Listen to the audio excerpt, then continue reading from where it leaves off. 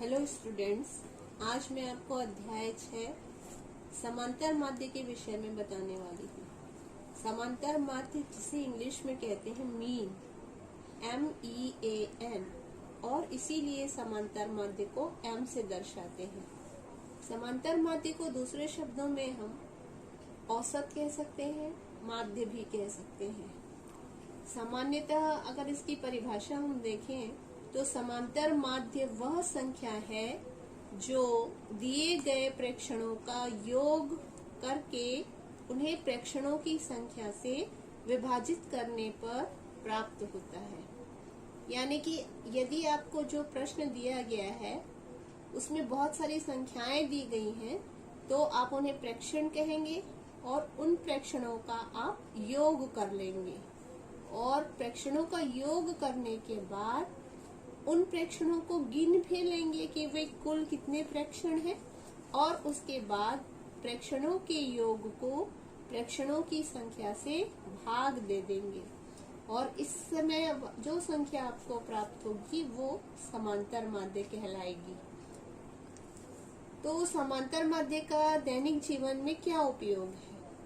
क्योंकि इसे हम औसत कह सकते हैं, माध्य भी कह सकते हैं, तो औसत वाले जितने भी प्रश्न बनते हैं वो समांतर माध्य के प्रश्न हो सकते हैं। जैसे कि आप जिस कक्षा में पढ़ते हैं उस कक्षा में कुल विद्यार्थी जितने भी हों, लेकिन उनकी औसत उपस्थिति क्या है, जैसे एक महीने में वे कितने दिन स्कूल आए हैं, या उनकी औसत उम्र क्या है, या फिर उनकी औसत अंक क्या है।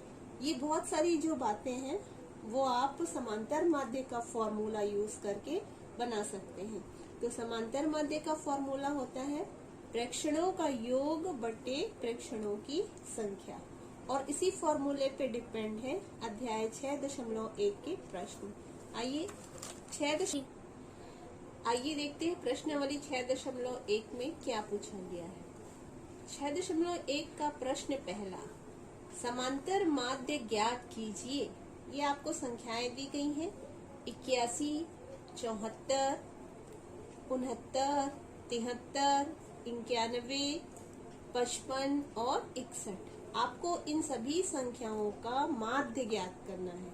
तो आप सबसे पहले फॉर्मूला लिखेंगे, समांतर माध्य बराबर प्रेक्षणों का योग बटे प्रेक्षणों की संख्या।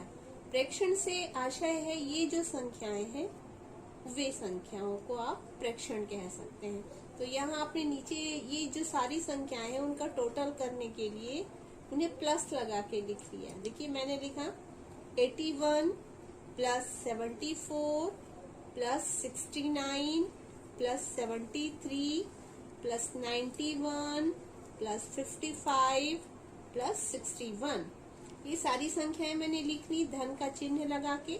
उसके बाद एक लंबी लकीर खींच ली और उसके नीचे मैंने उन प्रेक्षणों को गिन कर लिख दिया। देखिए मैं गिन रही हूँ 1, 2, 3, 4, 5, 6, 7। मेरे पास टोटल 7 प्रेक्षण हैं, 7 यानी कि 7। तो मैंने यहाँ लिख दिया 7। ये आपने वैल्यू पुट कर ली, फॉर्मूला में आपने मान रख दिया। अब ये ऊपर की जो संख्याएं हैं उन्हें आपको जोड़ना पड़ेगा। सारी संख्याओं का आप टोटल कर लीजिए, रफ में आप टोटल कर सकते हैं। मैंने टोटल किया तो मुझे मिला 504 यानी कि 504, और बटे के नीचे 7 तो पहले से ही है तो मुझे जो संख्या प्राप्त हो गई वो है 504 बटे 7। अब 7 से मैं 504 को यदि भाग देती हूँ तो मुझे प्राप्त होता है 72, और यही मेरे इस प्रश्न का हल है।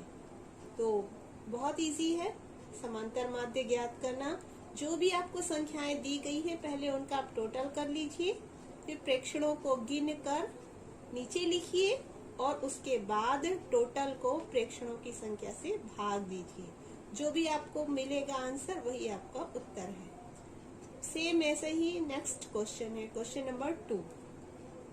इसमें आपसे कहा गया है 50 से 70 तक की सम संख्याओं का माध्य निकालिए। इसमें आपको संख्या दी नहीं गई है लेकिन संख्याओं के लिए हिंट दिया गया है।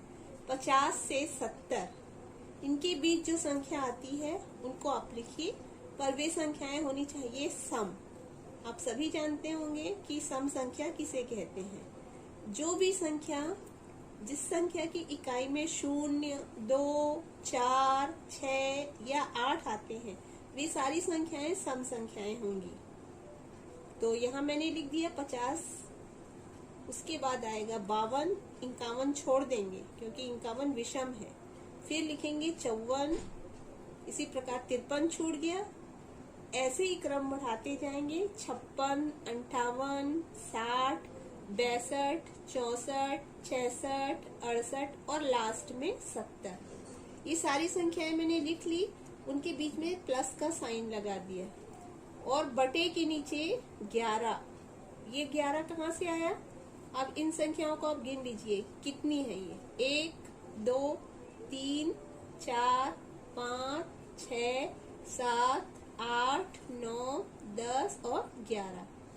तो इनको गिनने पे मुझे 11 मिला, इसलिए मैंने बटे के नीचे लिख दिया 11। और इन सारी संख्याओं का मैंने योग किया, टोटल किया, तो मुझे प्राप्त हुआ 660 यानी कि 660। और बटे के नीचे 11 यानी कि 11 तो पहले से ही है। अब आपको भाग देना है 11 से 660 को, तो 11 छक्के 66 और 11 शून्य 0। भाग देना तो आप पहले से ही जानते हैं। जो संख्या प्राप्त हुई वही आपका उत्तर है, यानी कि इस प्रश्न का उत्तर हुआ 60। और ऐसे ही आपका नेक्स्ट क्वेश्चन है प्रश्न क्रमांक 8।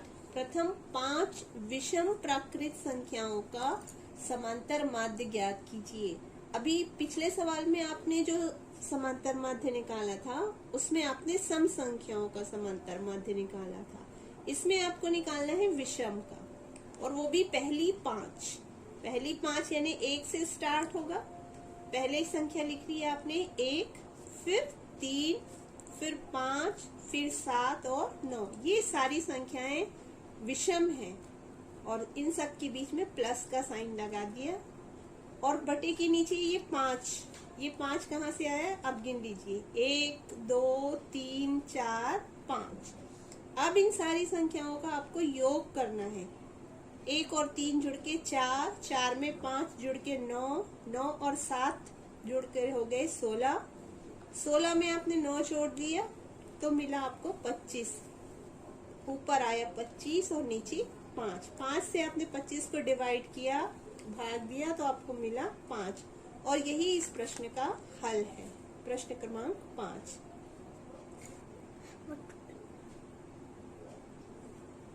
2, 3। आपका नेक्स्ट क्वेश्चन है प्रश्न 9। संख्याएं 8, 5, x, 6, 10 और 5 का माध्य 7 है। x का मान ज्ञात कीजिए। इस प्रश्न में आपको माध्य पहले ही दे दिया है, माध्य दिया गया है 7, लेकिन जो आपको प्रेक्षण दिए गए हैं उनमें से एक प्रेक्षण अननोन है, यानी कि अज्ञात है। उसी अज्ञात प्रेक्षण का आपको मान ज्ञात करना है। तो इसके लिए आप पहले सूत्र लिखेंगे, यानी कि फॉर्मूला। समांतर माध्य बराबर प्रेक्षणों का योग बटे प्रेक्षणों की संख्या। यहाँ जो जो आपको वैल्यूज दी गई हैं, जो जो मान आपको दिए गए हैं, वो मान आप रख लेंगे। समांतर माध्य का मान आपको दिया गया है 7, तो आपने उसकी जगह लिख लिया 7। प्रेक्षणों का योग, इसकी जगह आप ऊपर की जो संख्याएं हैं उनका प्लस करके लिखेंगे। सारी संख्याओं को मैंने प्लस करके लिख लिया। 8, धन 5, धन x, धन 6, धन 10, धन 5। और प्रेक्षणों की संख्या के नीचे मैंने इसे गिन लिया, 1, 2, 3, 4, 5, 6, तो टोटल 6 है, इसलिए मैंने प्रेक्षणों की संख्या 6 लिख ली। अगले स्टेप में 7 तो वैसे ही रहेगा। अब इन अचर राशियों को जोड़ लीजिए, अचर यानी कि संख्याएं। 8, 5, 6, 10 और 5 जुड़ के 34 हो गए, लेकिन ये x इसमें नहीं जुड़ सकता क्योंकि ये चर राशि है, तो x को आपने अलग लिख लिया, 34 धन x, और 6 तो वैसे ही रहेगा बटे के नीचे। अब आपको इसे हल करना है और x का मान निकालना है।